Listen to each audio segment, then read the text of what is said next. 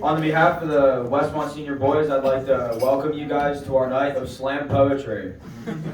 Just a reminder that we love all the boys on the team, and we love the coaches, and the jokes will all be in good fun.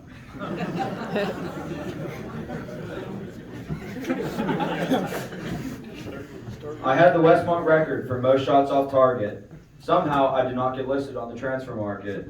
My free kicks were atrocious, some might confess. My condolences go out to the family in that dead bird's nest. Players felt that team chemistry was missing, even though some teammates were caught at a party kissing. We had good games and bad games, and then we played Guilfoyle, where Danny somehow got injured from only walking on soil. We were on fire and on form, but some truths were not told, like how our starting goalie has the back of a 90-year-old. At the end of the day, it was a very fun season. It just did not work out for one unspoken reason.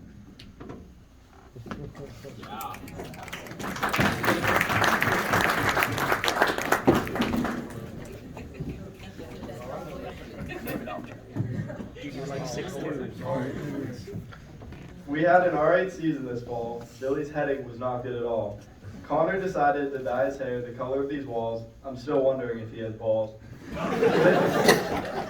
This season we were supposed to run a lot of hills. Eli's singing gave our coaches the chills.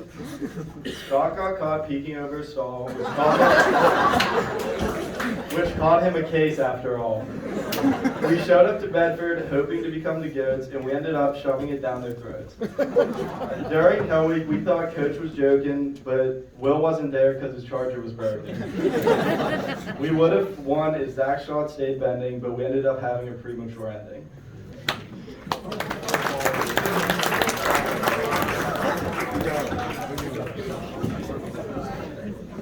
The season was honestly great, except for when Richland put us in checkmate. Most of our corners didn't go in. I utilized the backheel, which is a sin. Foot switched teams halfway through the season. We saw football play and understood his reason. I guess practice didn't increase our appetite. Scott scoring was a pitiful sight. Billy's head game wasn't good at all, so we had Will take him and Trent for a fall. We would have dropped the ball this year. We weren't leaving you with a tear.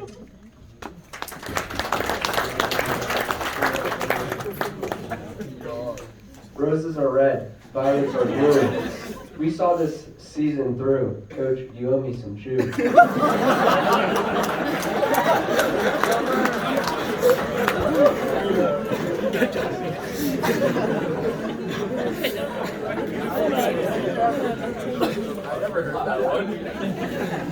Alright, I spent most of the season bored in net, staring at the grass, wondering, am I going to get a shot yet? While everyone was at practice, busting their ass, I was out at Northport catching big bass. On the bus, Jason thought all we did was shout, but really I was just complaining about my back being blown out. Jason said I was never trying. That left me in my room crying. All I wanted was to play in the field with Joe, but my only chance was when Connor hurt his toe. Always asking for a drop, but Eli said screw that and just took his shot. Trent's goal hurt like a blister. It went bottom bins. That's like kissing your sister. Even though my thumb got deleted, I still think this season... Oh wait, oops. Even though my thumb got deleted, I don't think a season like this could ever be repeated.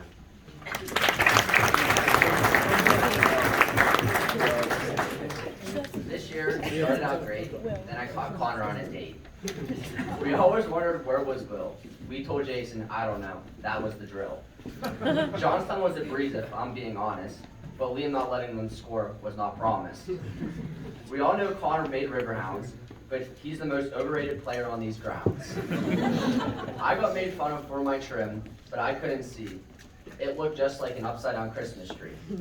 But the solution to D6, I will keep it to a T. All someone had to do was keep his hands off of LHAC.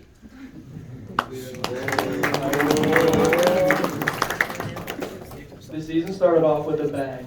Then we met our unicorn named Gang.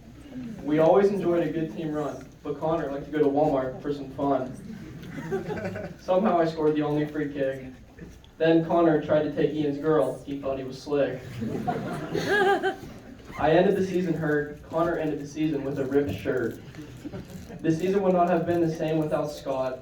AC got a girl and lost his varsity spot. Everyone remembers when Guyette turned into a snitch. The JV wanted to put him in a ditch. It said that all good things must come to an end. We deserve D6, let's not pretend.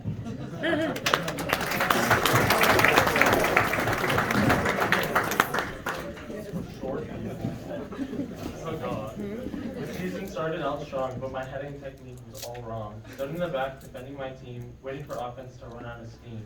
Sometimes it got lonely standing out there, kids didn't speak, sometimes a glare. Can't believe this is my last year, what a way to end my career. The last bus ride home was lots of fun, but Jason's speeches were not done. We laughed and sang and said goodbye to gang. And in the distance, a Jason rang. No more laughs, no more smiles. It's the word we ran for miles.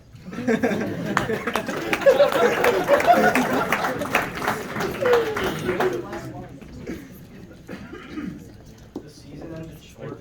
Hope Scott doesn't get taken to court. Having no goal to prove consequential, he badly estimates Will's potential. We wanted to win, but Connor only aims top end. We put up 4 on Bedford's dome and finally took the trophy home. Overall, we all had fun, wanting to trade his team for anyone.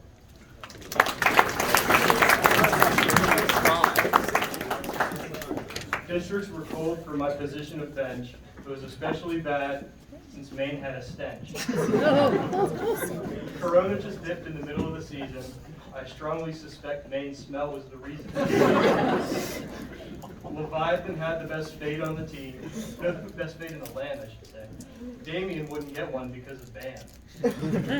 On the bus we got lit with Zan the man. Scott was whack in the chat, so he got banned. We had 2 Tahoes, which was more than enough. At practice, coach wouldn't spot me some snuff. Tahoe was mentioned in a song by the Beatles. Guyette came to practice and gave us all the measles.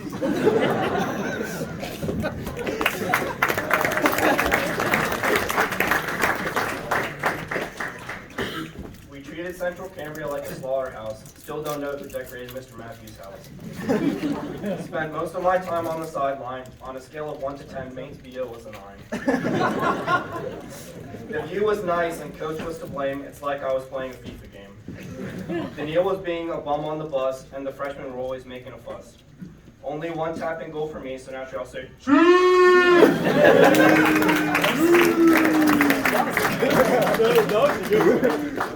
2021 was a year destined to be great. It was almost as if it was fate. The first game against Central Cambria ended in a red. That guy annihilated Zach on the back, then went to bed. Our pride and joy was a uniform named Gang. Senior day against Heights ended with a bang. Zach couldn't stop getting yellows. I guess the ref didn't think he was mellow. Scott decided to chirp in the chat, which caused him to be expelled from that. Singing Lemonade with Sandman was one of a kind. As Connor would say, I'm always on that FIFA grind. 3v3 indoor practices were not a bore, except for when Ian played on a team of 4. He was the best and worst CDM we had. All in all, this season was not that bad.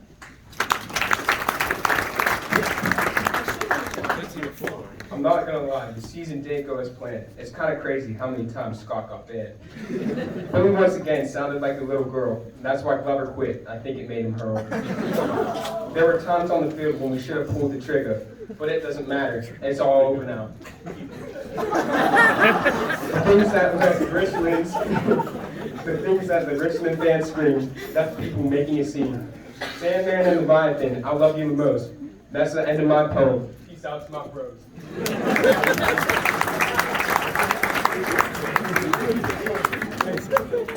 My favorite was the halftime pros and cons, and Ian getting yelled at in film for what he did wrong. I'm gonna miss the freshmen where every practice they fought, and when Liam would bend in a shot. I'm going to miss Connor piking his shots, and most of us still need to get a restraining order on Scott. I'm gonna miss Ian crying like he's in pain, but definitely not me getting a yellow card almost every other game. Watching Ian every game pretty much get speared. Thinking about the good times makes me shed a tear. The final score of D6 brought us to fear, but at least we made it and didn't wish it every year. I swear Connor was hurt half the season. I'm gonna miss getting yelled at for no reason. But that's not what I'm here for. I won't commit treason. I'm really going to miss the 2021 season. We lost D6 and I was very sad. But I already got 2 of those medals, so I can't really be mad.